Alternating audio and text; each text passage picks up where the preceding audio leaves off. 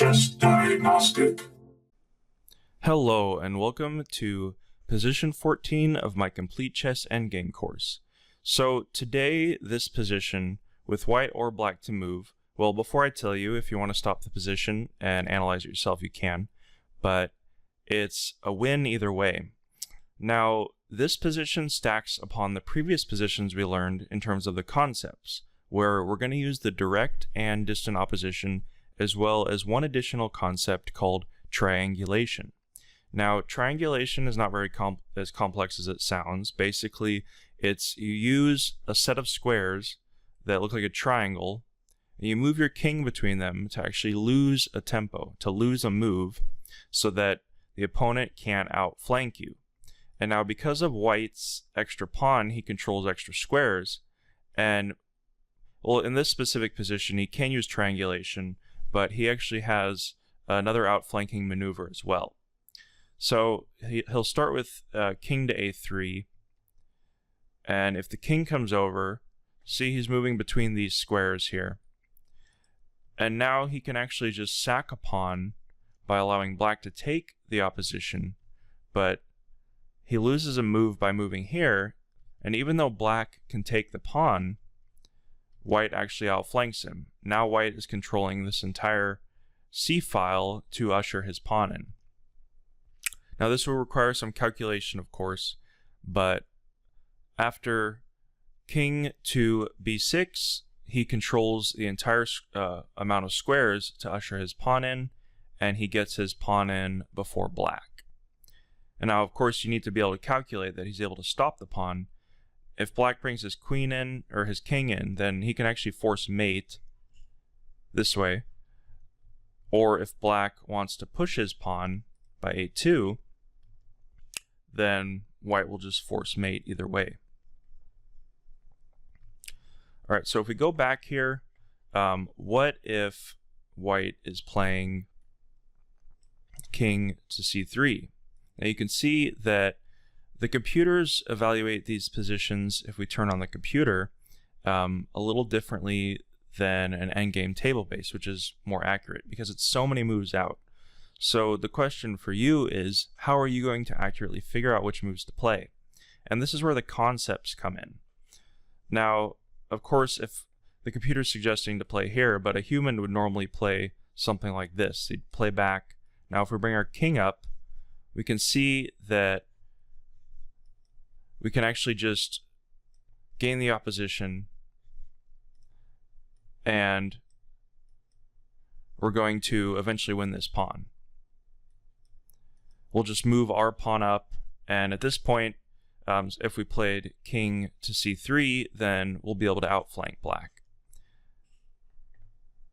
It's a little longer, as you can see. So the table base was saying that this initial position is actually 26 moves for win to white, but the other one, if he plays king to c3, it's longer. So that's how the computer suggested king to a3, and it does illustrate the concept of triangulation. Now we're going to look at a position. This is not included in the Grandmaster RAM positions, but it's a game between Kasparov and Lev Alburt, so we're going to go to that now.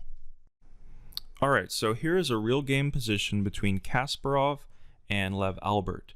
Kasparov is black and Lev Alburt's white. Now, of course, Kasparov perfectly understands the concept of triangulation, and he uses it to lose a tempo, gain the opposition, and then win the other pawn, and it's just an easy win from there. So you can see that the theoretical position, now this position here, it's similar to the theoretical position, but it's actually a practical game position. So these do come up quite often in real games, and you'll need to know the concept in order to apply it. So black starts here with king to f5. Now, why did he play king to f5? Because he's going to use these squares, either this triangle or this triangle, doesn't really matter. He's able to lose a tempo, starting with king to f5. So what happens if he plays a seemingly aggressive move? Here, it's actually a mistake, because white can gain the opposition. Now if we push our pawn, we're forced to lose it or stalemate. the king. So you can't be that type of aggressive in a normal king and pawn ending. They're actually very complicated when it comes to understanding concepts. But once you understand it, it should be simple. So after the king plays, or we'll start from the initial position, after he plays king to f5, now it doesn't really matter what white does. Of course, if white plays king to f2, it makes black's task simpler, because then black can just seize the opposition right away. But he doesn't do that. If he plays a correct move, king to g1, then what do you think black should do now? Of course, if he moves forward, white can gain the opposition. If he plays here, then white can play here. So he wants to lose a move and force white to give way. So he plays king to e5. Notice that he's triangulating between these squares. That's why it's called triangulation. And now after this move, he can play, finally, king to e4 with white to move. Now if white plays here, black seizes the opposition. If white plays here, black seizes the opposition. And now he can penetrate, because he controls this square, win the pawn, and it's an easy win. He'll usher both these pawns in. And Lev Alburt resigned at this point. So if we're back to this original position, but we look at it from black to move, then white's task is even simpler. And we can see, or we'll see how it relates to that Kasparov position. So if black to move, then he actually has to give way even sooner. If he plays a correct move, king to d6, then white will have to use triangulation, similar to the Kasparov position, but from a little further back. So what do you think he should do? Should he move forward? If he moves forward, black can actually keep him out by playing king to c6. If he plays king to c3, then black can gain the direct opposition and make white start over again. So the correct move is actually king to c2. Now white is ready to meet any of black's moves, as well as lose a tempo with triangulation. So if black plays king to c6, then actually we can play king to d3. So you could see it's similar to the previous position where black actually played king to e4, and now white is ready to come in. For example, if black plays here, white is ready to meet that with king to c3, getting the opposition.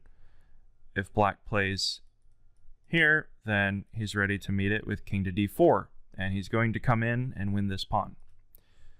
So if black, for example, from this position, after white has played king to d3, then if black plays king to d7, trying to seize the distant opposition, white can actually still move forward king to d4 because of this square and this pawn.